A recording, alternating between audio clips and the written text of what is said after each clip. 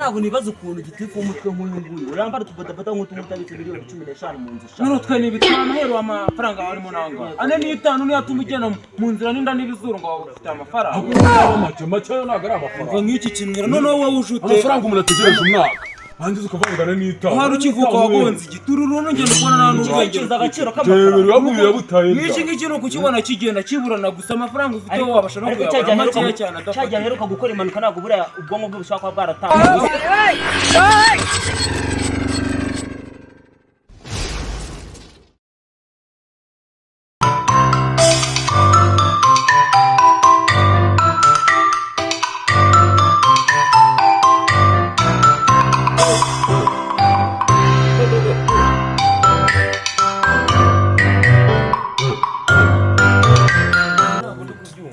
Jya mu gitifu nta kuntu nawe mubwiye njya buri gihe turahura akambwira ko biri bucemo amafaranga yacu gitifu yifata afata ibihumbi 9 aziko afitemo ibihumbi 10 na bingahe ma 9 mwa shabyiwe y'amafaranga yanjye naremeye gurisha itungo ryanjye nari mfite bura na madamu yambwiye ati nina mumanukana inkweto nka mwamini mwazitereka ngo reka je nkubwiye cyane tumubone tumubwize ukuri uyo tumuntu aramutogoza gutinda namuntu abantu kumufata amabewe niba yariye niba kiyabitse muri rya minsi ngena nabonye buri munsi yamanukanaga igihaza akamanukana imyumba naguruka kubona umugura amanukana amavuta n'umuceri none se birahaza byose agumagura yabivanye amafaranga yacu yarayafunguye none tugenda duteza akavuyo turwana tujye ku kagari turuke tugere ku murenge twambaye ibirenge abona ko abantu barakaye umuntu arakora n'inkweto akagenda yambaye ibirenge harya ahubwo wagufitiye angahe wowe ni ibihumbi 9 n'uduceri 40 wejenye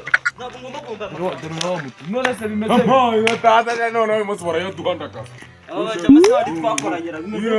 ni sawa umaze byagenze bite mubuze neza kuva cyajya y'amafaranga none se sigatuye hariya mugiye hese bundi tugiye gushaka uwo gushakisha ntabwo twamenya aho tumukura iwe reka buriya n'ibintu bya nirire biba bisobanuye ko umuntu niba ari agafake k'umuceri akabona mbese mwana umuze tureba nta bindi bintu tugenda amara amafaranga yacu turayakeneye umuntu amaze iminsi ngaho atarya amazi madamu yambwiye ngo nintacyura aratekataga amadeni none wahandimerwa gufata akayoga tumwamine tahandimerwa gufata akayoga bari kunyishyuza tugende mwana igihe tugiye kureba gahunda niyo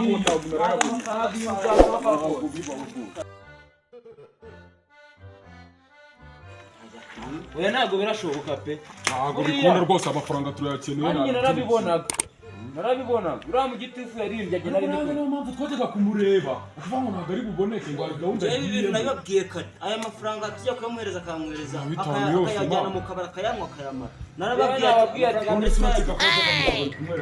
yamanuraga igihaza buri munsi yamanuraga igihaza n'imineke ibyo munsi yabaga akaza turashaka ntabwo twabasha kwigondera amafaranga yacu rwose umunsi turayabona njye nahoraga mbibabwira ahubwo njye amafaranga yacu amafaranga ubundi mani ntabakimwe ako sininyabura oya hano ndabarwa none se ibintu ibintu ntabwo bikunda amani ahubwo ubundi turi gutinda amafaranga yacu turayabona niwera ku mukogose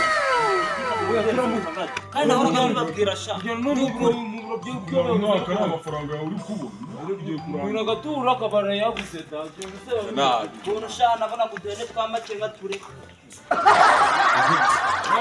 ibintu bibaho rwose ntabwo bishoboka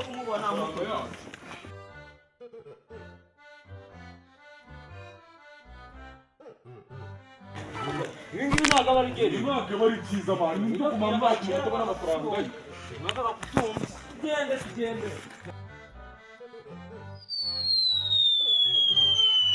uraraga ibintu bigomba kurasa icyo kiri imbere sha kurasa icyo kiri imbere bimeze bite si we mwana twari we mwana rwose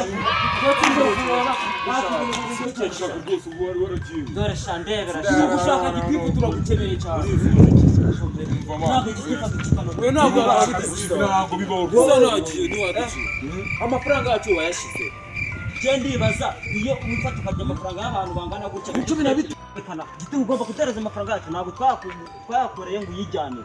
None wowe murimo amafaranga ngahe? Njyewe ndimo amafaranga 500 ariko 500 n'ikisho. Erega buriya Giti itsinda aba ari ikintu gikomeye cyane. 9,500 ni amafaranga menshi cyane. Erega twaranagujije amafaranga. Aragiye aguza amakote, aguza ipantaro, aguza ikabutura, abandi nta kintu bari wacate amafaranga yanyu ndibuze kuyaba. Urebe wose zirasha. Inzira rwose. Arayakoresha nahuye n'akabazo. Akaye kabaza ariko ntibizagira utubazo. Umunsi nakameze amafaranga. Ahubwo umuntu ataramukoza mishi nagarasha. Mama y'Imana umusatsi ndawukura. Ahubwo reka Inkoni zirazamo se. Oya n'inkoni gusa ahubwo no zari ikintu kirazamo. Oya. Uko turi gutinda kuyamwaka. Nako kuntu ari gutekereza nari butubeye.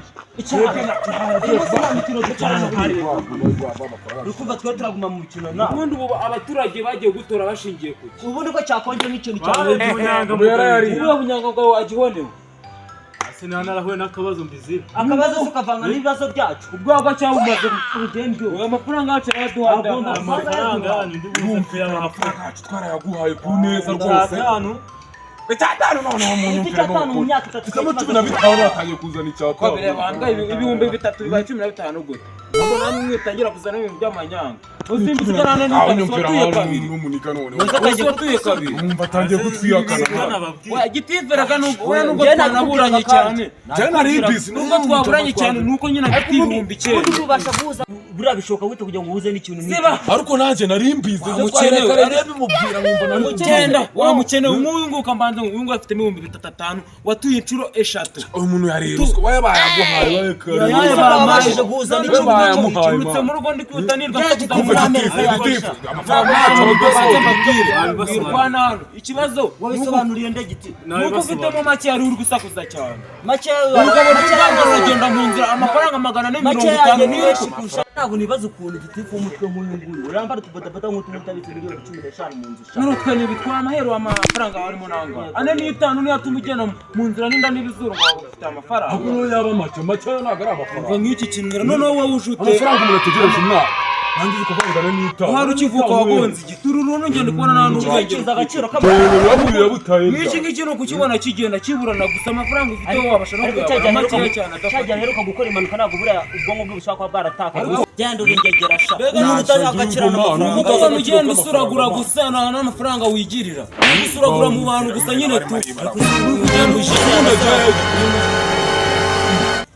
iyi mbwa babipanze babipanze nande kandi mwabipanze napanze ibintu byumvikana wese bishoboka no mu mushize y'igitiko amafaranga yanjye nyabuze ko mwayamara 9,000 sha yayabonye ndi kwihuta yacakira ndi kwihuta amafaranga yanjye naje yashano gitifu mu mushize mwana ndamukeneye amafaranga yanjye ni menshi cyane aya mafaranga ari menshi ndabipanze n'undi amafaranga tumaze mu mwaka wamayeze ko twahura nyanga gitifu twapanze ryari amafaranga tumaze mu mwaka none umuntu bikiza gutyo ayanyu na make cyane niba amafaranga yanjye hano turayarwa na make yase amafaranga menshi abaho none se amafaranga gusa nimubona yari umushyigikiye ko nimubona ndatamuto umujama ye yanayabonye tujya gushaka gitifu ariko nitumubona uramwica sinzi ukuntu turabigenza kabisa ntabwo ngiye byumvikana urambangana